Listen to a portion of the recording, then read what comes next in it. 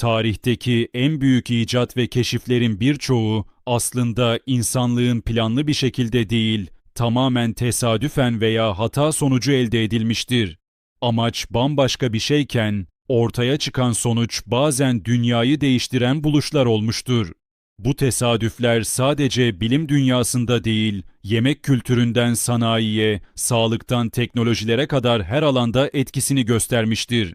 Bugün tesadüf ya da hata sonucu bulunan ve insanlık tarihini değiştiren 15 önemli buluşun detaylı hikayelerini keşfedeceğiz. Başlangıcımız patlamalar ve inşaat dünyasıyla. 1860'ların ortalarında Alfred Nobel, nitrogliserin gibi tehlikeli patlayıcıları daha güvenli hale getirmeyi amaçlıyordu. Ancak bir gün laboratuvarında bir kaza oldu. Nitrogliserin kazara kil ile birleşti ve bu karışım çok daha stabil bir hale geldi.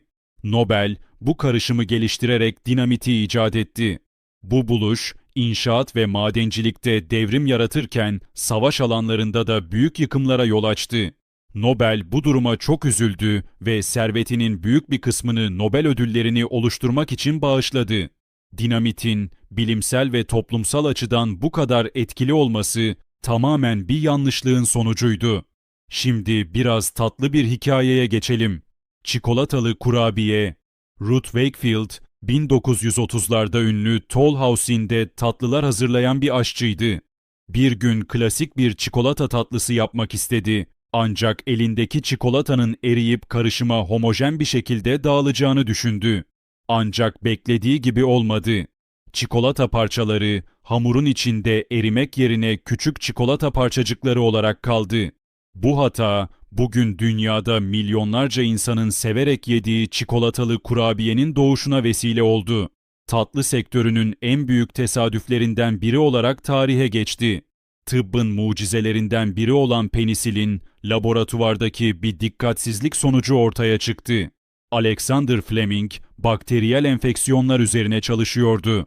Bir gün, tatilden döndüğünde Petri kabındaki bakterilerin üzerine küf bulaştığını fark etti. Küfün etrafındaki bakterilerin öldüğünü görünce, bu olayın üzerinde çalışmaya karar verdi ve penisilini keşfetti. Bu buluş, modern tıbbın en büyük devrimlerinden biri oldu. Milyonlarca insanın hayatını kurtaran bu keşif, tamamen bir şans eseri ortaya çıkmıştı. Günümüzde dünyanın en popüler içeceklerinden biri olan Coca-Cola'nın hikayesi de oldukça ilginçtir.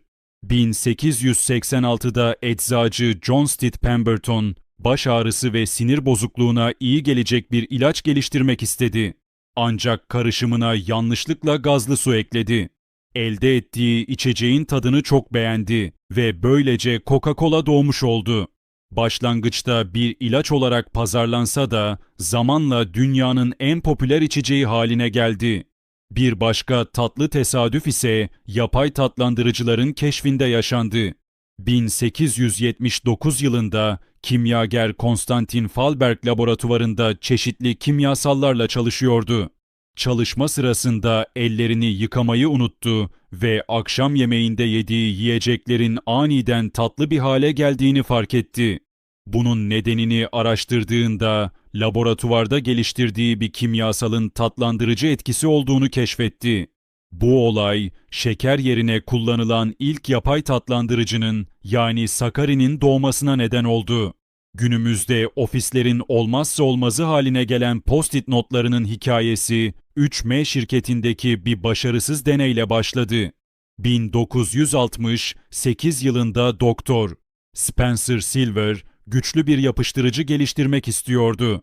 Ancak deneylerinin sonucu tam tersi oldu. Çok zayıf bir yapışkan elde etti. Yıllar sonra aynı şirkette çalışan bir başka mühendis bu zayıf yapıştırıcıyı kullanarak bugün Post-it olarak bildiğimiz ürünü geliştirdi. İşte başarısız bir deneyin büyük bir buluşa dönüşmesinin hikayesi. Doğanın ilham verdiği bir diğer buluş ise Velcro yani cırt cırt banttır. İsviçreli mühendis George de Mestral, 1940'larda köpeğiyle yaptığı bir yürüyüş sırasında pantolonuna ve köpeğinin tüylerine yapışan bitki tohumlarını fark etti. Bu tohumların küçük kancaları olduğunu gördü ve aynı mekanizmayı taklit ederek Velcro'yu geliştirdi. Bugün bu basit ama etkili buluş, giyimden uzay teknolojisine kadar birçok alanda kullanılıyor. Mikrodalga fırınların keşfi de oldukça ilginçtir. Percy Spencer adlı bir mühendis, radar sistemleri üzerinde çalışıyordu. Bir gün cebindeki çikolatanın eridiğini fark etti. Bunun nedenini araştırmaya başladı ve mikrodalga enerjisinin yiyecekleri ısıtma gücünü keşfetti. Bu tesadüf, bugün milyonlarca evde kullanılan mikrodalga fırınların doğmasına yol açtı.